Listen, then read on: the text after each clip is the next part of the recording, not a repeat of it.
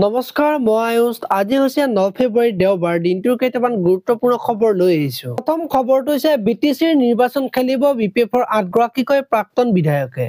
বিপিএফৰ প্ৰাৰ্থিত্ব আবেদন প্ৰক্ৰিয়া আৰম্ভ, আবেদনৰ মাচুল 2 লাখ টকা নিৰ্ধাৰণ। পৰৱৰ্তী খবৰটো হৈছে প্ৰধানমন্ত্ৰী অনুসূচিত জাতি অভ্যুদয় আঁচনিৰ কেন্দ্ৰীয় পৰামৰ্শদাতা সমিতিৰে প্ৰথমখন বৈঠক সম্পন্ন। পীযুষ হাজৰিকাই আঁচনিৰ অধীনত বৰ্তমানৰ 20 লাখ টকাৰ পৰা হোষ্টেলৰ উপাদান বৃদ্ধি কৰিবলৈ চিএছচিক আহ্বান জনাই কয় যে দেশৰ অন্যান্য অঞ্চলৰ তুলনাত উত্তৰ-পূবৰ অঞ্চলক আঁচনিৰ হোষ্টেল উপাদানৰ অধীনত অধিক সহায় আৰু সমৰ্থনৰ প্ৰয়োজন। পৰৱৰ্তী খবৰটো হৈছে দিল্লী নিৰ্বাচনত সফল হ'লনে অসমৰ মুখ্যমন্ত্ৰী। মুখ্যমন্ত্ৰীৰ সামাজিক মাধ্যমৰ পৰা লাভ কৰা তথ্য অনুসৰি ডক্টৰ হিমন্ত বিশ্ব শৰ্মাই দিল্লীৰ মুঠ 9 সমষ্টিত জোৰদাৰ প্ৰচাৰ চলাইছিল। এই 9টা সমষ্টিৰ ভিতৰত অধিকাংশ সমষ্টিতে বিজয় সাব্যস্ত কৰে বিজেপিয়ে। পৰৱৰ্তী খবৰটো হৈছে 27 বছৰৰ মূৰত বিজেপিয়ে মাৰিলে বাজি, কেনেকৈ সম্ভৱ হ'ল শক্তিশালী প্ৰত্যাৱৰ্তন। শেষবাৰৰ বাবে 1993 চনত দিল্লীৰ শাসনৰ গাদীত বহিছিল বিজেপি। তেতিয়াৰ পৰাই বিজেপি দখলৰ বাবে চেষ্টা চলাই আহিছিল যদিও বাৰে বাৰে বিফল হৈছিল। দিল্লীত আপৰ আগ্ৰাসীৰ ৰূপত বিগত প্ৰায় 15 বছৰত বিজেপিৰ ভেটি যথেষ্ট দুৰ্বল হৈ পৰিছিল। পৰৱৰ্তী খবৰটো হৈছে ৰাষ্ট্ৰীয় ক্ৰীড়া 2025ত অসমলৈ তৃতীয়টো স্বৰ্ণ পদক।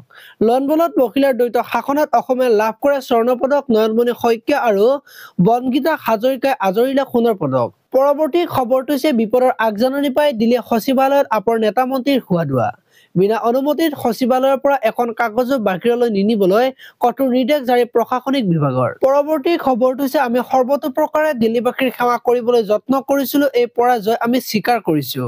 বিজেপিলৈ অভিনন্দন। পৰাজয়ৰ পাছত আপৰ মুৰব্বী অৰবিন্দ কেজৰিৱালৰ প্ৰতিক্ৰিয়া। পৰৱৰ্তী খবৰটো হৈছে বিকাশ আৰু সুশাসনৰ বিজয়, এয়া দিল্লীৰ দখলৰ পাছত প্ৰধানমন্ত্ৰী নৰেন্দ্ৰ মোদীৰ প্ৰতিক্ৰিয়া। পৰৱৰ্তী খবৰটো হৈছে প্ৰাক্তন মুখ্যমন্ত্ৰী অৰবিন্দ কেজৰিৱালৰ পৰাজয় বৰণ, নতুন দিল্লী সমষ্টিত বিজেপি প্ৰাৰ্থীৰ প্ৰৱেশ, সাহিব সিঙৰ হাতত পৰাস্ত কেজৰিৱাল। পৰৱৰ্তী খবৰটো হৈছে দিল্লীৰ বৰ্তমানৰ মুখ্যমন্ত্ৰী আতিশী মাৰ্লেনাৰ বিজয়। কালকাজি সমষ্টিৰ পৰা বিজয় সাব্যস্ত আতিশীৰ। পৰৱৰ্তী খবৰটো হৈছে দিল্লী নিৰ্বাচনত পুনৰ কংগ্ৰেছৰ শূন্য, নিৰ্বাচনৰ ফলাফল চাবলৈ সময় পোৱা নাই প্ৰিয়ংকা গান্ধীয়ে।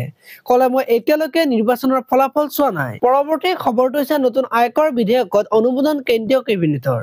কেন্দ্ৰীয় কেবিনেটে শুকুৰবাৰে নতুন আয়কৰ বিধেয়কত অনুমোদন জনাইছে। এই বিধেয়কখন অহা সপ্তাহত সংসদত উত্থাপন কৰা হ'ব বুলি আশা কৰা হৈছে। তাৰোপৰি এই বিল অৰ্থ সমিতিলৈ প্ৰেৰণ কৰা হ'ব। পৰৱৰ্তী খবৰটো হৈছে আকৌ চৰ্চাত ডাঙৰ নামৰ পাঠিকা কৰিশ্মা নাথ।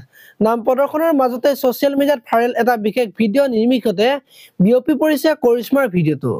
ভিডিঅ'টোত দেখা গৈছে চকু কপালত উঠা এটা দৃশ্য। পৰৱৰ্তী খবৰটো হৈছে ৰাজ্যৰ তৃতীয় আৰু চতুৰ্থ বৰ্গৰ কৰ্মচাৰীৰ সুখবৰ, কেন্দ্ৰীয় বাজেটৰ পিছতে মুখ্যমন্ত্ৰীয়ে কৰিলে ডাঙৰ মন্তব্য। এতিয়াৰ পৰা ৰাজ্যৰ তৃতীয় আৰু চতুৰ্থ বৰ্গৰ কৰ্মচাৰীয়ে দিব নালাগে আয়কৰ, কিয়নো এইবাৰ কেন্দ্ৰীয় বাজেটত 12 লাখ টকালৈ আয়ৰ ৰেহাই হ'ব বুলি ঘোষণা কৰা হৈছে। আজিলৈ ইমানেই। আপোনালোকে যদি ভিডিঅ'টো চাই ভাল পালে তেতিয়াহ'লে লাইক কৰিব আৰু এনেকুৱা ধৰণৰ খবৰসমূহ সদায় পাই থাকিবলৈ চেনেলটো ছাবস্ক্ৰাইব কৰি বেল আইকনটো প্ৰেছ কৰি দিব। ধন্যবাদ।